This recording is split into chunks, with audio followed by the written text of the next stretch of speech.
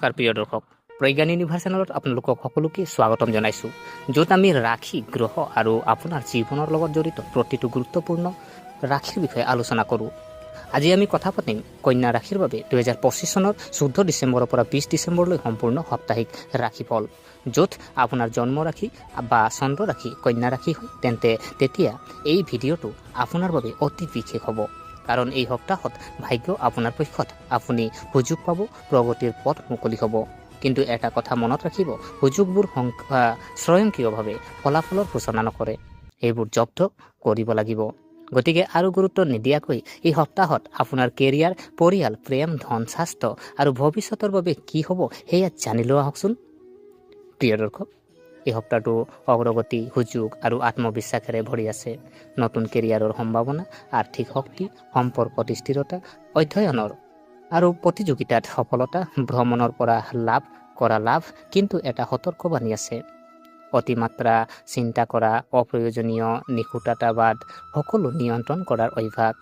যদি আপুনি এই তিনিটা বস্তু নিয়ন্ত্ৰণ কৰে, এই সপ্তাহে আপোনাৰ নতুন উচ্চতালৈ লৈ যাব পাৰে। প্ৰিয় দৰ্শক, কন্যা ৰাশিৰ সাপ্তাহিক পাৰিবাৰিক ৰাশিফল যদি চোৱা হয়, এই সপ্তাহত আপোনাৰ ঘৰৰ পৰিৱেশটো সহায়ক আৰু ইতিবাচক হ'ব। পাৰিবাৰিক পৰিস্থিতি, আপোনাৰ বয়োজ্যেষ্ঠসকলে আপোনাক সমৰ্থন কৰিব।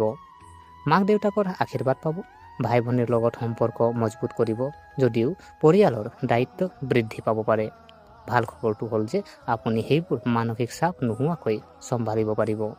ধৰ্মীয় আৰু সামাজিক যুগ, কোনো ধৰ্মীয় অনুষ্ঠানত অংশগ্ৰহণ কৰাৰ সম্ভাৱনা আছে। পূজা, ধৰ্ম বা পৰিয়ালৰ সমাৱেশ, এইটোৱে হ'ব মনলৈ শান্তি আনে, ঘৰত ইতিবাচক শক্তি বৃদ্ধি। সাৱধানতা যদি চোৱা হয়, এটা কথা মনত ৰাখিব লাগিব, নিজৰ মতামত আনৰ ওপৰত জাপি দিবলৈ চেষ্টা নকৰিব। আপুনি হয়তো ঠিকেই কৈছে, কিন্তু সকলো সময়তে সঠিক হোৱা সম্পৰ্কৰ বাবে ক্ষতিকাৰক হ'ব পাৰে।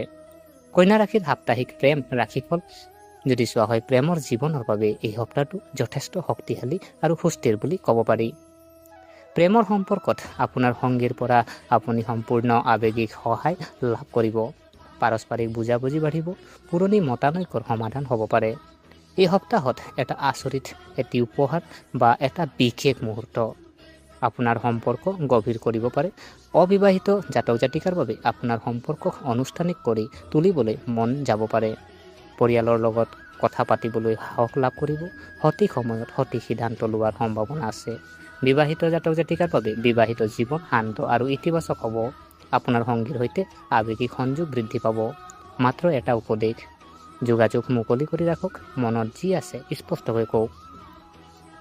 প্ৰিয় দৰ্শক, কন্যা ৰাশিৰ সাপ্তাহিক ব্যৱসায়িক ৰাশিফল যদি চোৱা হয়, ব্যৱসায়ৰ লগত জড়িত কন্যা ৰাশিৰ বাবে এই সপ্তাহটো অত্যন্ত উপকাৰী বুলি প্ৰমাণিত হ'ব পাৰে। ব্যৱসায়ত লাভ, নতুন প্ৰকল্পৰ কাম আৰম্ভ হ'ব, পুৰণি পৰিকল্পনাই লাভৱান হ'ব। অংশীদাৰিত্ব ব্যৱসায়ত ডাঙৰ লাভ সম্ভৱ। আৰ্থিক শক্তি, টকাৰ লগত জড়িত সমস্যাবোৰ লাঘৱ হ'ব, আবদ্ধ হৈ থকা ধন উদ্ধাৰ হ'ব পাৰে। হঠাতে এটা ডাঙৰ সুযোগ আহিব পাৰে। সাৱধানতা যদি চোৱা হয়, কোনো চুক্তি বা নথিপত্ৰক সহজভাৱে ল'ব নালাগে। চহী কৰাৰ আগতে ভালদৰে পঢ়ক, অলপ অসাৱধানতাৰ ফলত যথেষ্ট লোকচান হ'ব পাৰে। প্ৰিয় দৰ্শক, কন্যা ৰাশিৰ সাপ্তাহিক চাকৰিৰ ৰাশিফল যদি চোৱা হয়, নিয়োজিত কন্যা ৰাশিৰ বাবে এই সপ্তাহে গতি আৰু স্বীকৃতি কঢ়িয়াই আনে। কৰ্মক্ষেত্ৰত পৰিস্থিতি সময়মতে কাম সম্পূৰ্ণ হ'ব। আপোনাৰ বছ আৰু ছিনিয়ৰসকলে আপোনাৰ কঠোৰ পৰিশ্ৰম লক্ষ্য কৰিব। নতুন দায়িত্বৰ সম্ভাৱনা আছে। এই দায়িত্ব প্ৰথমতে ইয়াক আপ্লুত যেন লাগিলেও বাট মুকলি কৰিব। এটা প্ৰমোচন, এটা দৰমহা বৃদ্ধি আৰু স্বীকৃতি। ভ্ৰমণৰ সুবিধা, ভ্ৰমণৰ সম্পৰ্কীয় চাকৰিৰ লগত জড়িত সকলৰ বাবে বিশেষ সুবিধা।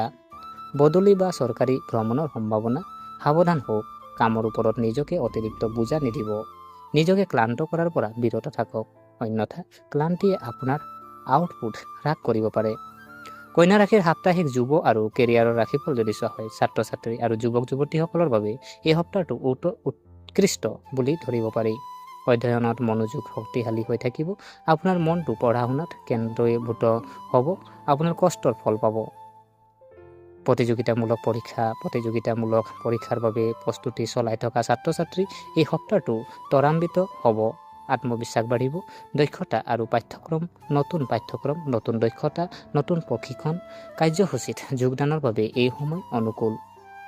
সতৰ্কবাণী যদি চোৱা হয় মোবাইল, ছ'চিয়েল মিডিয়া, অপ্ৰয়োজনীয় বিক্ষিপ্ততা এইবোৰৰ পৰা আঁতৰি থাকক, তেতিয়াহে ফলাফল উৎকৃষ্ট হ'ব। কন্যা ৰাশিৰ সাপ্তাহিক ধন ৰাশিফল যদি চোৱা হয় আৰ্থিকভাৱে এই সপ্তাহটো শক্তিশালী আৰু সুষম হ'ব। ধনৰ প্ৰৱাহ টকাৰ নতুন উৎসৰ পৰা আহিব পাৰে।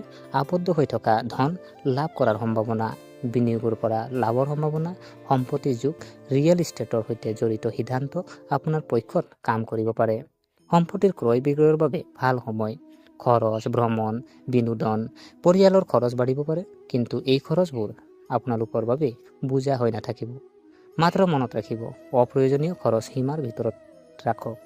কন্যা ৰাশিৰ সাপ্তাহিক স্বাস্থ্য ৰাশিফল যদি চোৱা হয় স্বাস্থ্য স্বাভাৱিক হ'ব, কিন্তু কিছুমান ক্ষেত্ৰত সাৱধানতা অৱলম্বন কৰাটো প্ৰয়োজনীয়। সম্ভাৱ্য সমস্যা যদি চোৱা হয় ভ্ৰমণৰ ক্লান্তি, অত্যাধিক পৰ্দাৰ সময়, মূৰৰ বিষ, চকুৰ বিষ, টোপনিৰ সমস্যা, খাদ্য আৰু পানীয়, বাহিৰত খাদ্য খোৱা কম কৰক। সময়মতে আহাৰ গ্ৰহণ কৰক। সমাধান, যোগাসন, প্ৰণায়াম, ধ্যান এই তিনিটা কথাই এই সপ্তাহত আপোনাক শাৰীৰিক আৰু মানসিকভাৱে ভাৰসাম্য ৰক্ষা কৰিব। ভাগ্যৰ সংখ্যা যদি চোৱা হয় ৰং আৰু প্ৰতিকাৰ যদি চোৱা হয় লাকি নম্বৰ 6, ভাগ্যৰ ৰং সেউজীয়া, বিশেষ প্ৰতিকাৰ আপুনি শ্ৰী বিষ্ণু সহস্ৰনাম আবৃত্তি কৰক। বৃহস্পতিবাৰে তুলসীক পানী আগবঢ়াওক। এইটোৱে আনিব মানসিক শান্তি, ভাগ্য বৃদ্ধি আৰু জীৱনলৈ স্থিৰতা। সপ্তাহৰ শেষ বাৰ্তা যদি চাওঁ, কন্যা ৰাশিয়ে যদি চোৱা হয় এই সপ্তাহে আপোনাক কৈছে যে ভাগ্য আপোনাৰ পক্ষত আছে। কি কৈছে? ভাগ্য আপোনাৰ পক্ষত আছে, কিন্তু কঠোৰ পৰিশ্ৰম অতি প্ৰয়োজনীয়। যদি আপুনি সামঞ্জস্য বজাই ৰাখিব লাগে, অতিমাত্ৰা চিন্তা কৰাটো এৰক। আৰু সুযোগ আপোনাৰ স্বীকৃতি দিয়া এই সপ্তাহত আৰু আপোনাৰ বাবে স্মৰণীয় হ'ব পাৰে। তো প্ৰিয় দৰ্শক, যিহেতু এয়া আছিলে আপোনাৰ কন্যা ৰাশিৰ আজি ধৰি চাবলৈ গ'লে আপোনাৰ 14ৰ পৰা 20 ডিচেম্বৰলৈকে যি আপোনালোকৰ সাপ্তাহিক ৰাশিফল। গতিকে আশা কৰিছোঁ আপোনালোকে ভিডিঅ'টো চাই ভাল পালে। যদি এই ভিডিঅ'ই আপোনাক কিঞ্চিতো মানুহ লাভান্বিত কৰিলে, তেনেহ'লে ভিডিঅ'টো লাইক কৰিব আৰু যিমান পাৰে আজি কন্যা ৰাশিৰ আপোনালোকৰ যদি বন্ধু বান্ধৱী আছে, কন্যা ৰাশি বন্ধু বান্ধৱীৰ লগত আপোনালোকে ভিডিঅ'টো শ্বেয়াৰ কৰক। আৰু কমেণ্টত আজি আপোনালোকে জয় শ্ৰী গণেশ লিখিব পাৰে, বা আপোনালোকে শ্ৰী বিষ্ণু, জয় শ্ৰীকৃষ্ণ আপোনালোকে কমেণ্ট কৰিব। আৰু আমাৰ চেনেলটো যদিহে আপোনালোকে ছাবস্ক্ৰাইব কৰা নাই, অনুগ্ৰহ কৰি ছাবস্ক্ৰাইব কৰি আমাক উৎসাহিত কৰিব বুলি আশা থাকিলে পুনৰ লগ পোৱাৰ প্ৰতিশ্ৰুতিৰে আজিলৈ আমি বিদায় মাগিলোঁ। ধন্যবাদ।